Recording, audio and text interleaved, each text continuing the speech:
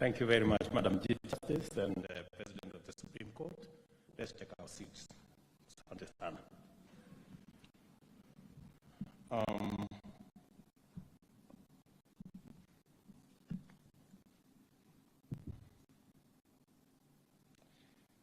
Distinguished Madam Chief Justice and President of the Supreme Court,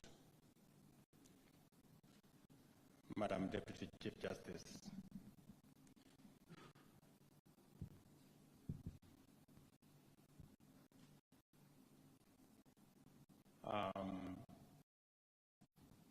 the Attorney General,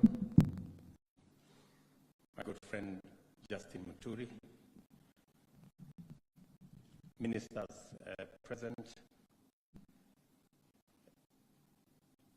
distinguished ambassadors, president and high commissioners, distinguished ladies and gentlemen. I will not forget judges of the Supreme Court. Good morning.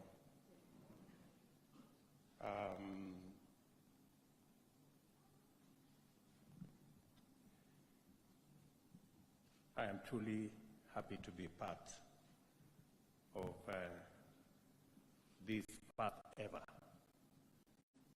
launch of a report of NCHA. I'm told that this is the inaugural report, even though NCHA has been here for 10 years. I don't know whether it's by coincidence that I am present here today, or it was somehow waiting for me. And as I walked in here, I was looking for the maze, because normally when I come to where the judiciary is, I normally see a maze. So I don't know whether it was forgotten today, or it was not supposed to be here. Oh, this is not the judicial function, it is the CHA. I was doing that because some of the members of the NCHA have been complaining that the judiciary is bullying them. But in the absence of the mess, I think that allegation is not true.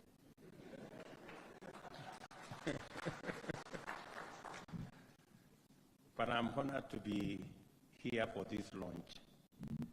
It is highly encouraging to observe such an impressive assembly of diverse actors united in common endeavor. The struggle for a just society is a noble end in and of itself. At the same time, it cannot be denied that progress in this quest directly leads to significant improvement in the lives of all people. The efficacy of our justice sector, whether and how we uphold the rule of law and administration of justice, is key to the performance of the institutions of our political economy. Our most salient aspiration from the Kenya Vision 2030 to the government's plan for the bottom-up economic transformation agenda rely on the strength and credibility of the justice system. Since the establishment of the National Council on Administration of Justice more than 11 years ago, it has been gratifying to witness its steady growth and maturation of constituent organizations.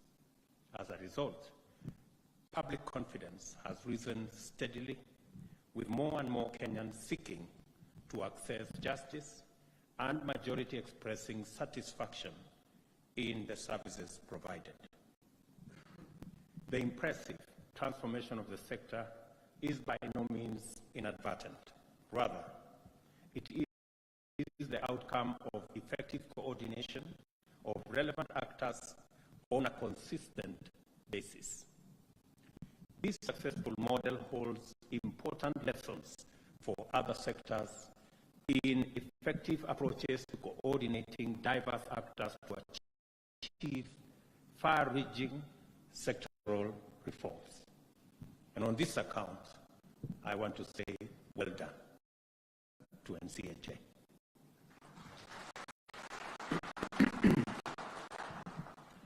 I note with great appreciation that despite these considerable achievements, you are not resting on your laurels. The good work continues, building on the encouraging achievements from past efforts. This is why the current strategy is titled A Coordinated and Cohesive Justice Sector Serving the People of Kenya. The government pledges its support to NCHA to deliver on this plan, particularly on 7 priority areas. 1, strengthened NCHA coordinating mechanism for improved access to justice. 2, enhanced criminal justice reforms. 3, strengthened court users committees to coordinate justice at all levels, and especially at the local level. 4, improved access to justice for vulnerable groups, enhanced civil sector justice reforms especially. 5, strengthened partnerships. And 6, stakeholder engagement. And finally, effective monitoring and evaluation for the justice sector. The coordinating mechanism, which is responsible for many achievements, is due for enhancement if the sector is to rise to its next level of efficiency and efficacy. It is time to also enhance criminal justice system reforms. Apart from credible and expeditious due process, criminal justice must evolve to catch up with best practice and respond to the common sense.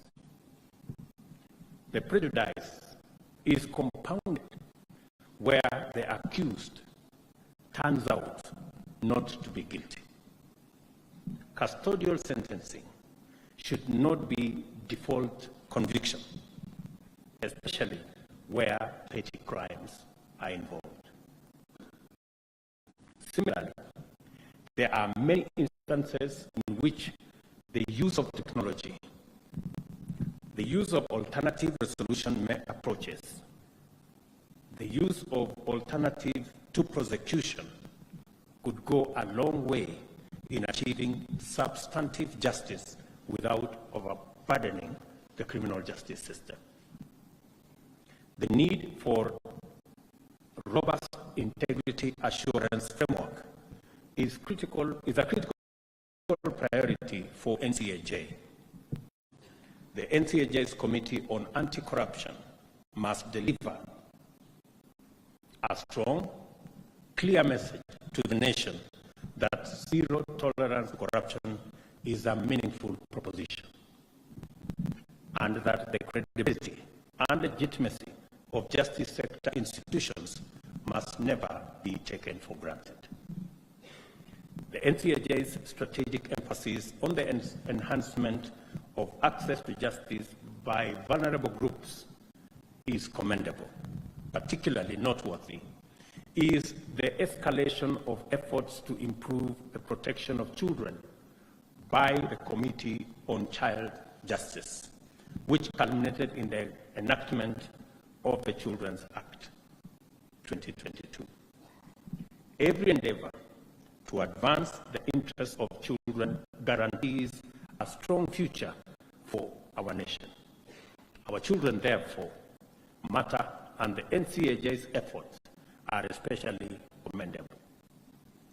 And as I said the other day, it is our collective responsibility as parents to make sure that we participate in ensuring that our children, whether in school or out of school, are within our watch so that they don't suffer the consequences that Madam Chief Justice has enumerated.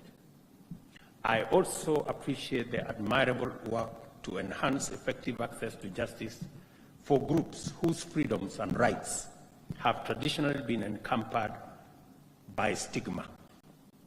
These include persons with mental illness, intersex persons, as well as survivors of sexual and gender-based violence. It will come as no surprise that I am keenly interested in the NCAJ's model of grassroots service delivery. The court users committees are focal points in a democratized, bottom-up justice process. I commend this model unreservedly. Both the coordination of actors and delivery of services will increasingly depend on the extent of adoption and deployment of technology. The transformational power of technology remains underappreciated. It can transform the weakest link into a model and a threat into opportunity. I am confident that as chair of NCAJ Committee on ICT, Mr. Justice Isaac Naola is alive to all these possibilities and is providing leadership in direction of the future. Maybe to confirm to you that the government of Kenya, we have now sorted out all the issues that encompass our digitization of government services, e-citizen platform. And in a couple of weeks, we will roll out a robust program on digitizing all government services, 5,000 government services. We will give in this process, we will work with the judiciary to see whether we can build synergy in digitization of services in the judiciary so that we can support a seamless technology use across government. We have also, we are working also on a program to ensure that that digitization exercise enables government to collect taxes. And I encourage the judiciary to support the process of government raising taxes, kicking out all people seeking refuge in the judiciary and who have refused to pay tax. I think the judiciary should not give them a safe haven. I have already discussed with the Kenya Revenue Authority that no matter should go to court unless it must, that we should try and sort out all matters, try to talk to our customers, try to talk to all taxpayers, try all the issues out of court. So whenever you see a matter now appearing in court, please know that we have exhausted all efforts to try and resolve that matter out of court and help us so that people who don't want to pay tax do not find any refuge in our court system. And this is why I have asked the Cabinet Secretary for ICT to be available to give the ministry's full support to the NCAJ Working Committee whenever called upon to do anything for ensuring that you achieve your target of using technology to enhance the efficiency of delivery of our justice and the entire justice system. The maturation of the NCAJ and its significant achievements have firmly demonstrated that it is indispensable to the transformation of the national framework for access and especially inclusion inclusive justice. I therefore agree that the establishment of NCAJ autonomous agency is an idea whose time has come. The government will support the legislative process to achieve this objective. Told the Chief Justice, President of the Supreme Court, that we are already, Attorney General will present to Cabinet and eventually to Parliament the law that will assist in ensuring that NCHA is firmly rooted on legal foundation.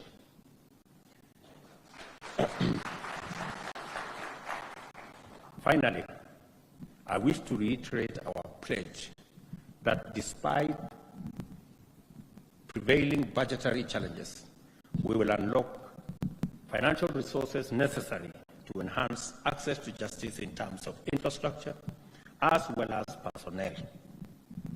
I have agreed with the Chief Justice this morning that the pending 4 small claims courts in Nairobi, I will talk to the governor of Nairobi so that we can expedite the completion of these courts, because small claims courts are a bottom-up benefit.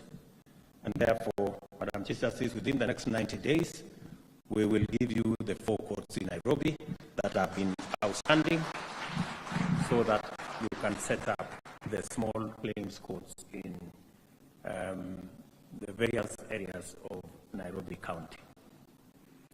Also, to support the judiciary's effort in ensuring that there is efficient delivery of justice, I have asked the Attorney General to present the 2 bills that have been outstanding for a while now to Cabinet tomorrow.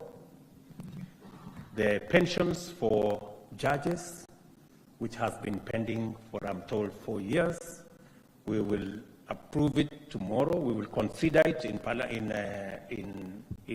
Cabinet tomorrow and forward it to Parliament for enactment so that we can support the judges. And I am told by the Chief Justice that this will be a contributory scheme, which is what we should be doing, and it will go a long way in building resources and savings in our country, and therefore it has my full endorsement that this should be the way to go. Again, to support the efficiency of our judicial system, the tribunals bill will again be presented to Cabinet tomorrow, again, so that we can be able to support the judiciary, provide the infrastructure for ensuring that we decongest our court system by making sure that the support system in the tribunals are working. Again, it will assist us in making sure that justice is delivered efficiently.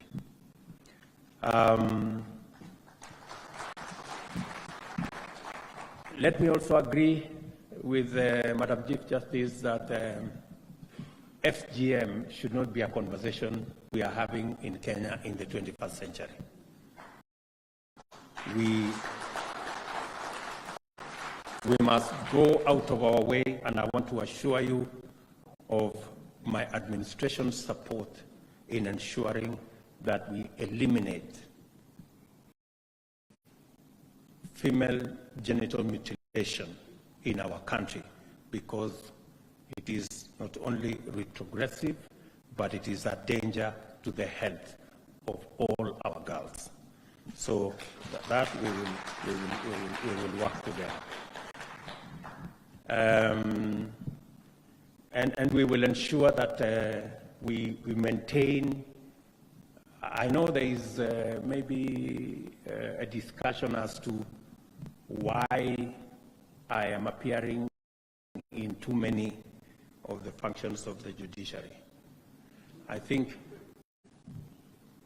they can confirm to you that I have never put a telephone call to anybody anybody to ask them to do nothing.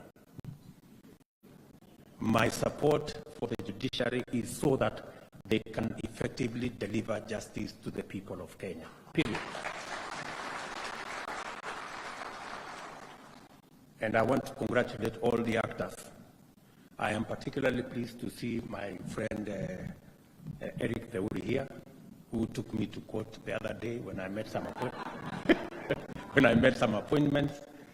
And I appreciate that it's the wheels of justice. And I'm very happy that he is not threatening to organize any demonstrations because he did not he did not win the case. So I think we are all in this space because we have to act in a manner, and everybody is entitled to do what they must do. And it's okay to take government to court. It's okay to take me to court. I have no problem.